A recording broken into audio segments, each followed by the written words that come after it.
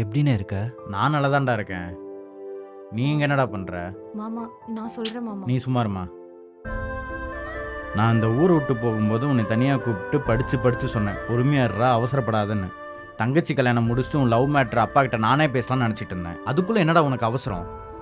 நான் தான் அவசரப்பட்டு கல்யாணம் பண்ணிட்டேன். அன்றைக்கி என் சுச்சுவேஷன் அப்படி. இப்போ அதே தப்ப நீயும் பண்ணியிருக்க. ஏற்கனவே அப்பா என்னை ஒதுக்கிட்டாரு. தங்கச்சி கல்யாணம் சாக்கா வச்சு தான் ஒய்ஃபை கூட்டிகிட்டு வந்து ஃபேமிலியோட ஒன்று செய்யணும்னு நினச்சேன்.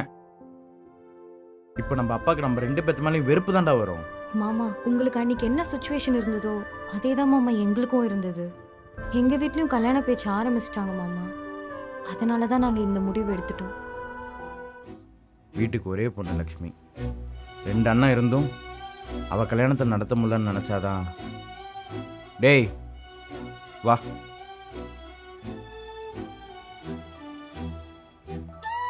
பணம் கொடுத்து வச்சிருந்தான்ல, எங்கே வச்சிருக்க?